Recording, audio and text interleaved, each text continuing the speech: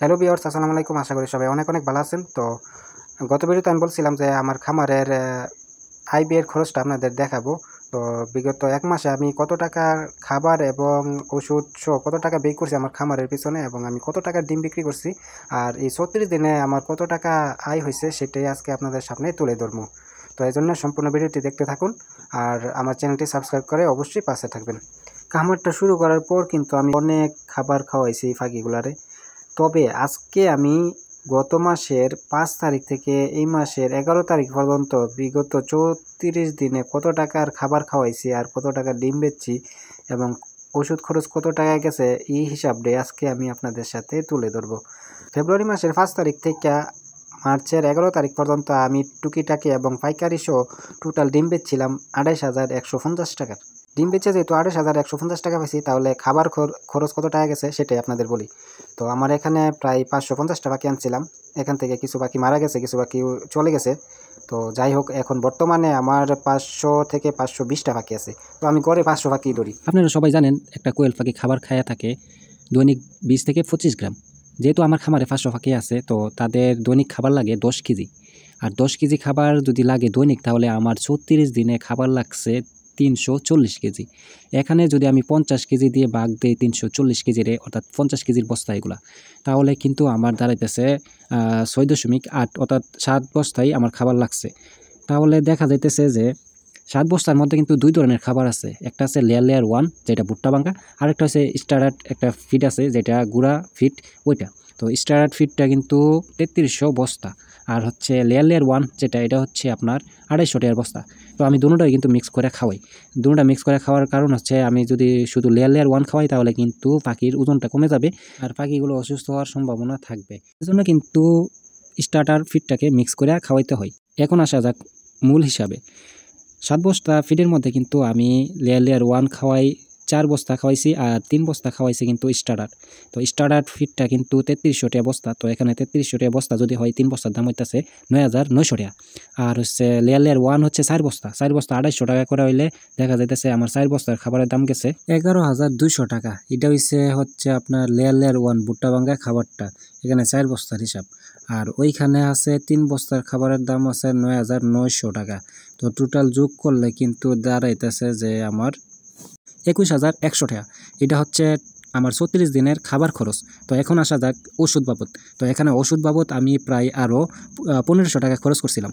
তো এখানে যদি আমি আরও ১৫০০ টাকা যদি যোগ দিই, তাহলে ২১,১০০ টাকার সাথে ১৫০০ টাকা যদি যোগ দিই, তাহলে দাঁড়াইতেছে ২২,৬০০ টাকা। তো আমি এখানে ডিম বেচছি ২৮,১৫০ টাকার। তো ২৮,১৫০ টাকাতে যদি ২২,৬০০ টাকা যদি মাইনাস করি, তাহলে দাঁড়াইতেছে আমার ৫,৫৫০ টাকা।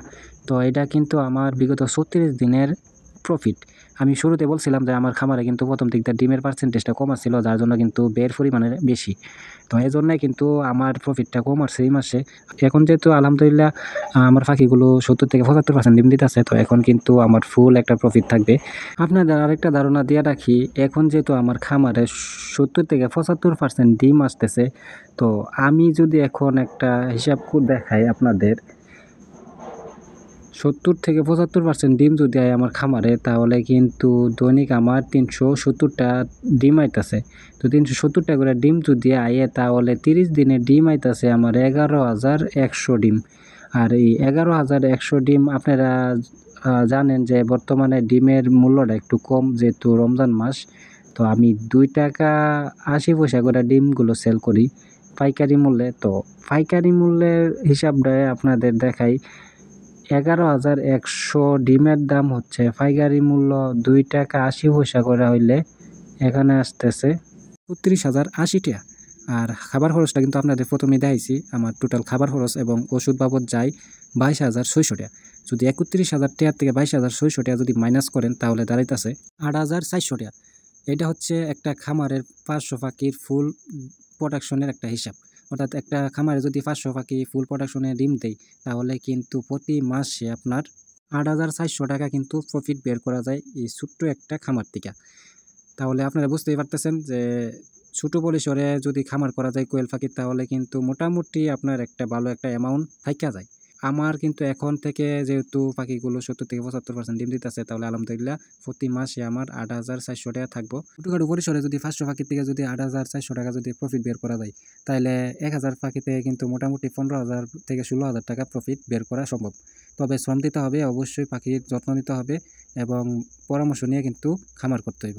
যারা বেকার আছেন সবাইকে একটাই সাজেস্ট করব, ছোটো পরিসরে খামার শুরু করেন, ভালো একটা প্রফিট ইনকাম করতে পারবেন ইনশাল্লাহ। এখন আমার খামারটা বড় করার চিন্তা ভাবনা আছে, এজন্য কিন্তু আমার খামারের ডিম থেকে কিন্তু বাচ্চা উৎপাদন করব। তাই আমি কিন্তু ইনকিউবেটর অর্ডার দিয়ে রাখছি, ইনকিউবেটর চলে আসবে 2-1 দিনের মধ্যে ইনশাল্লাহ। ঈদের পর থেকে আপনারা কিন্তু কোয়েল পাখির বাচ্চা আমার খামার থেকে নিতে পারবেন। আমার খামারটা বড় করব, প্লাস কোয়েল পাখির বাচ্চা সেল করব। যাদের কোয়েল পাখির বাচ্চা লাগবে, যারা খামার করতে ইচ্ছুক, অবশ্যই আপনারা ঈদের পর থেকে যোগাযোগ করবেন, ইনশাল্লাহ কোয়েল পাখির বাচ্চা নিতে পারবেন। প্রফেশনালভাবে যদি খামার কেউ করতে চান, অবশ্যই আপনাদের জন্য পরামর্শ থাকবে এবং কীভাবে খামার করবেন সেটার ভালো একটা পরামর্শ দেওয়ার চেষ্টা করব।